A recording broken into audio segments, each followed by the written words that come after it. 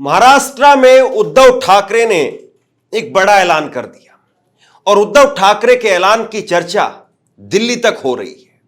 उद्धव ठाकरे के इस ऐलान से नरेंद्र मोदी भी सकते में है। उद्धव ठाकरे के इस ऐलान के बाद आखिरकार क्या मोदी और अडानी इन दोनों का ही सफाया होने वाला है?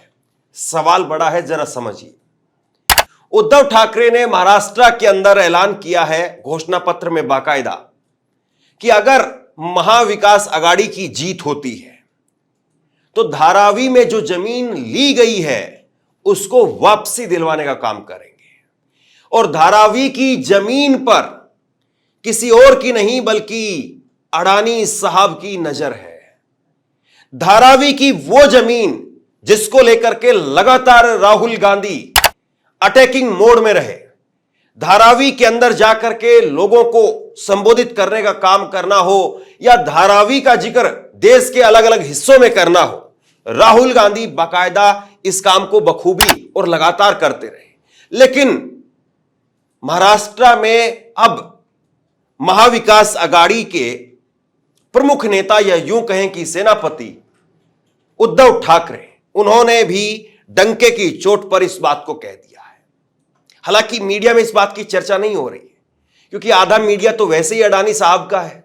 अब कौन चर्चा करेगा कि अडानी साहब को जो है झटका देने की तैयारी की जा रही है, इस बात पर कौन विश्लेषण करेगा? इसीलिए इस खबर की चर्चा छुटपुट जगह पर है।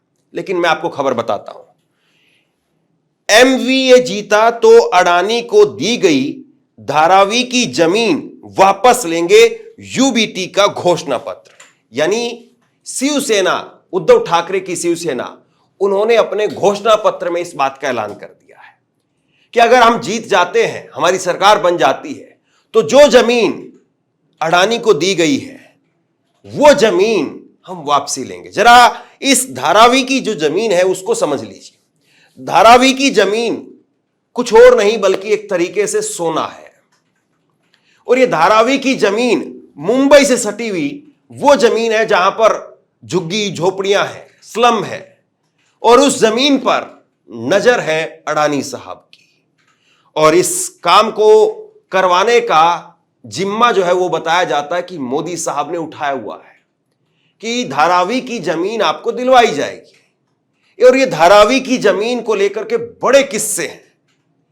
अब धारावी की जमीन वो इस लिहाज से खास है, महत्वपूर्ण है कि मुंबई के आसपास में इतनी बड़ी जमीन और कहीं नहीं है।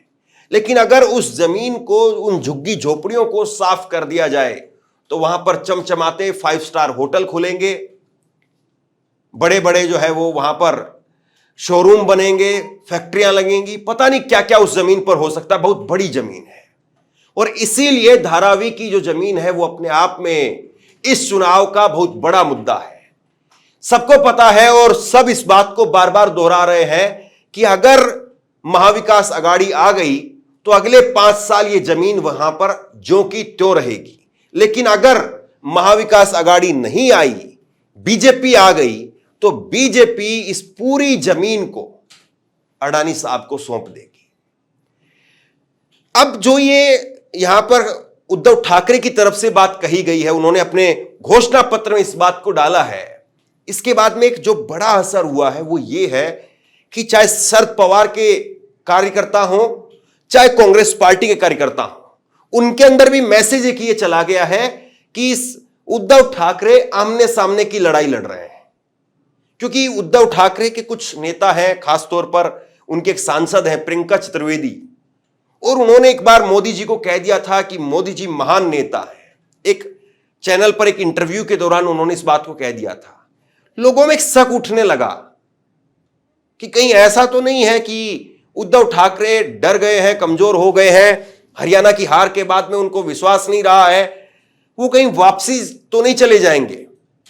एक कार्यकर्ताओं के अंदर कंफ्यूजन था, असमंजस था। लेकिन ये जो दाव चला है उसके बाद में चीजें क्लियर हो गई है कि उद्धव ठाकरे कहीं जाने वाले नहीं हैं, बल्कि उद्धव ठाकरे ऐसा दाव चल रहे हैं, आखिरी दाव चल रहे हैं, जिसके बाद में उनके ऊपर जितने बादल छाए हुए थे वो सारे हट गए हैं। शिवसेना ने गुरुवार को विधानसभा चुनाव के लिए घोषणा पत्र जारी किया, जिसमें कहा गया कि वह धारावी पुनर्विकास परियोजना के लिए अडानी समूह को दिए गए सभी भूखंड वापस लेंगे, धारावी में एक अंतर्राष्ट्रीय वित्तीय सेवा केंद्र का निर्माण करेगी। इसमें यह भी कहा गया कि एमवीए सरकार नौसेना और मुंबई पोर्ट अथॉरिटी की जमीन को छोड़ करके पूर्वी समुद्र तट पर 900 एकड़ जमीन पर मनोरंजन और पर्यटन सुविधाएं विकसित करेंगी। इसमें उन्होंने वादा किया कि एमवीए सरकार किसी भी धर्म के मामलों में, यह बड़ी बात है, जरा गहराई से सुनिए, किसी भी धर्म के मामलों में अनुचित या अनावश्यक रूप से हस्तक्षेप नहीं करेंगी। यूबीटी सेना ने वादा किया है कि महालक्ष्मी रेस कोर्स की भूमि पर कोई निर्माण नहीं होगा, इसे खुली जगह के रूप में रखा जाएगा। तो देखिए, दो तीन बड़ी बातें यहां पर निकल करके सामने आई है।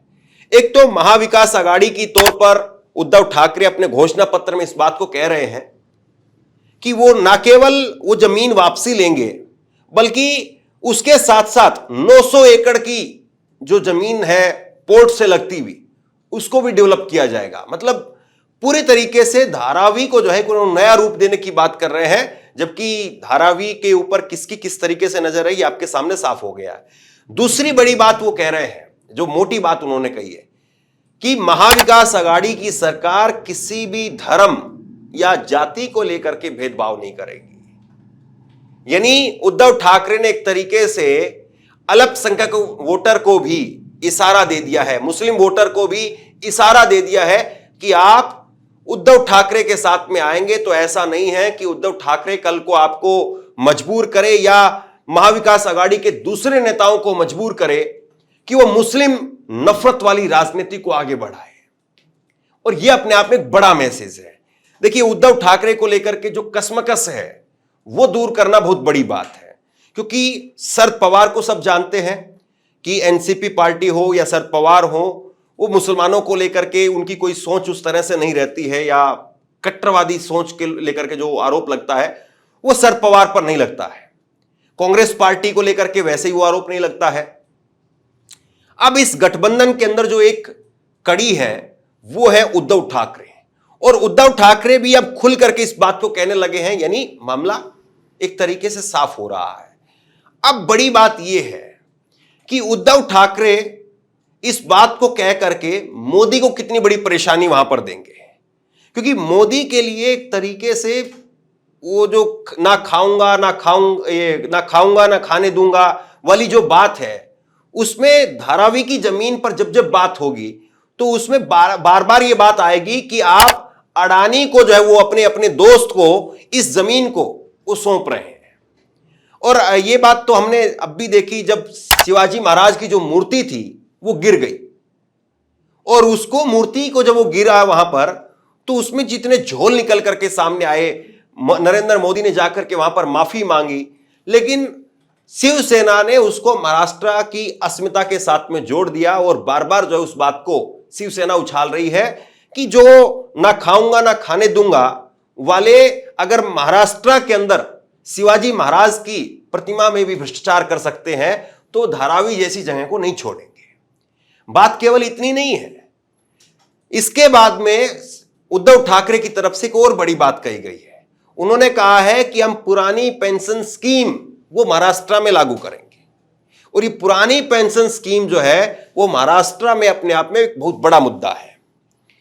इसके अलावा यूबीटी ने घोषणा की है कि सरकारी कर्मचारियों के लिए पुरानी पेंशन योजना ओपीएस लागू की जाएगी। एमवीए की बीकेसी रैली में घोषित रुख को ध्यान में रखते हुए उद्धव ने कहा कि एमवीए शासन के तहत राज्य विधानसभा आरक्षण सीमा को 50% से ऊपर ले जाने के लिए एक प्रस्ताव पारित करेगी। इस संबंध में केंद्र पर दबाव बनाएगी। तो ये कुल मिलाकर के उसके बाद में वो कह रहे हैं कि गिग वर्कर्स वेलफेयर के लिए बोर्ड भी स्थापित करने का काम करेगी। तो कुल मिलाकर के उद्धव ठाकरे जो है वो एक गुलदस्ता तैयार कर रहे हैं। उद्धव ठाकरे वो इस बात को देख रहे हैं कि महाराष्ट्र में आपको जो मराठा वोटर है वो वोट करता है, मुंबईकर है वो वोट करता है, लेकिन जो पिछड़े हैं, दलित हैं, मुस्लिम हैं, उनको भी आपको साथ लाना पड़ेगा। और अगर आप ये काम कर पाए तो फिर अपने आप में बहुत बड़ा दायरा जो है वो आपके पास में आ जाता है। ओपीएस सरकारी कर्मचारी, उसको भी लाने की बात हो रही है और उसके साथ साथ आरक्षण की बात कह करके कि आरक्षण को 50% ऊपर तक लेकर के जाएंगे, इस बात को कह करके कहीं ना कहीं जो है वो नरेंद्र मोदी के लिए एक और बड़ी समस्या ये खड़ी कर रहे हैं कि जो पिछड़ा वोटर है, दलित वोटर है, उसको भी अपनी तरफ कर रहे हैं। यानी कुल मिलाकर के बीजेपी का जो वोटर है, जो बीजेपी ने नया वोटर एक तैयार किया 5 किलो राशन के नाम पर, उसको आरक्षण का बात कह करके उसको एक बड़ा सपना जो है वो दिखाने की कोशिश यहां पर महाविकास आघाड़ी कर रही है। और दूसरी तरफ बीजेपी लगी हुई है बटेंगे तो कटेंगे, बटेंगे तो कटेंगे, एक रहेंगे सेफ रहेंगे, इस वाली राजनीति पर चलने में। लेकिन ये जो राजनीति है इसका दायरा बहुत कम है और ये राजनीति जितनी की जाएगी महाराष्ट्र में इसका उतना नुकसान होगा। ये हरियाणा में फायदा कर सकती है, उत्तर प्रदेश में फायदा कर सकती है, मध्य प्रदेश में फायदा कर सकती है, गुजरात में भी चल सकता है, लेकिन महाराष्ट्र अलग तरीके की जमीन है। और इसीलिए चाहे जो एनडीए के नेता हैं अजीत पवार, वो भी विरोध कर रहे हैं। अजीत पवार का एक छोटा सा क्लिप मैं आपको सुनाता हूं। अजीत पवार जो है वो कह रहे हैं, मराठी भाषा में है, उन्होंने कहा कि महाराष्ट्र में ये बटेंगे तो कटेंगे वाली राजनीति नहीं चलेगी। महाराष्ट्र की सोच अलग है, महाराष्ट्र के लोग अलग तरीके से सोचते हैं। बटेंगे तो कटेंगे ये वाली राजनीति उत्तर प्रदेश में चल सकती है। योगी आदित्यनाथ पर खुलकर के वार, ये एक तरीके से साफ हो रहा है कि एनडीए के कुनबे में सब कुछ ठीक नहीं है। अब जरा एक छोटा सा हिस्सा आप ये सुनिए जिसमें मराठी भाषा में वो कह रहे हैं और उसके नीचे हिंदी में उसका ट्रांसलेशन भी देखती है। मुस्लिम समाजाला डोळ्यासमोर ठेवून त्यांनी हे वक्तव्य कुणी योगी आदित्यनाथ असं तुला कुणी सांगितलं मुस्लिम समाजाला? या बघ, तू काहीतरी अजून त्याच्यात काड्या घालायचं काम करू आपण.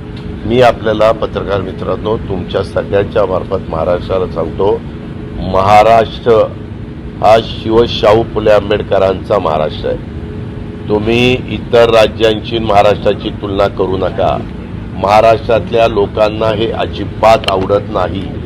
महाराष्ट्रातल्या लोकांनी सातत्याने जातीय सलोखा ठेवण्याचा प्रयत्न केलेला आहे आणि शिवशाहू फुले आंबेडकरांची विचारधारा ही सगळ्या 18 पगड जाती 12 बलुतेदारांना बरोबर घेऊन जाण्याची आहे. त्याच्यामुळं बाहेरचे लोक येतात, ते त्यांचा विचार करून त्या ठिकाणी बोलून जातात, परंतु महाराष्ट्राने हे कदापि मान्य केलेलं नाही. हा आजपर्यंतचा महाराष्ट्राच्या निवडणुकांचा इतिहास आहे. दादा तुम्ही बारामतीत फिरतात, यावेळेस लीड किती असेल अंदाजे? चुनाव में अब करीब करीब जो है वो 10-12 दिन का वक्त बचा है और ऐसे में महाविकास आघाड़ी का जो कुनबा है वो लगातार एक दूसरे के और करीब जा रहा है, लगातार एक दूसरे के कार्यकर्ताओं को अपने अंदर समेटने की कोशिश कर रहा है। और जबकि दूसरी तरफ एनडीए के कुनबे में फूट नजर आ रही है, एनडीए के कुनबे के अंदर टूट नजर आ रही है और एनडीए के नेता एक दूसरे के खिलाफ खुल करके बोलते हुए नजर आ रहे हैं।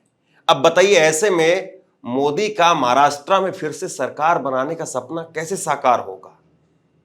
यह वाकई जो है अब की बार उद्धव ठाकरे, शरद पवार, वो तमाम उन नेताओं से जो बार बार कहते रहे गद्दारों को इस बार सबक सिखाना है, क्या इस बार वाकई होकर के रहेगा? क्या महाराष्ट्र के लोग वाकई इस बार मन बना रहे हैं? क्योंकि जो जोड़तोड़ की गई, पार्टियां तोड़ी गई, उसमें तो महाराष्ट्र के लोग कुछ नहीं कर सकते थे। जनता के हाथ में एक बार वोट देना होता है, फिर नेता कौन कहां जाएगा, कौन किसके हाथों बिक जाएगा और कौन किसको खरीद लेगा, जनता इस पर कुछ नहीं कर सकती है, लेकिन वो देखती सब कुछ है। और वक्त आने पर जनता जो जवाब देती है वैसा जवाब कोई और नहीं दे सकता है। बाकी महाराष्ट्र में क्या दिखाई दे रहा है आपको, नीचे कमेंट बॉक्स में लिख करके जरूर बताइए। इस वीडियो को शेयर कीजिए, लोगों तक पहुंचाइए और इसी तरह की तमाम खबरों के लिए ऑनलाइन न्यूज इंडिया को सब्सक्राइब कीजिए। आपका बहुत बहुत धन्यवाद।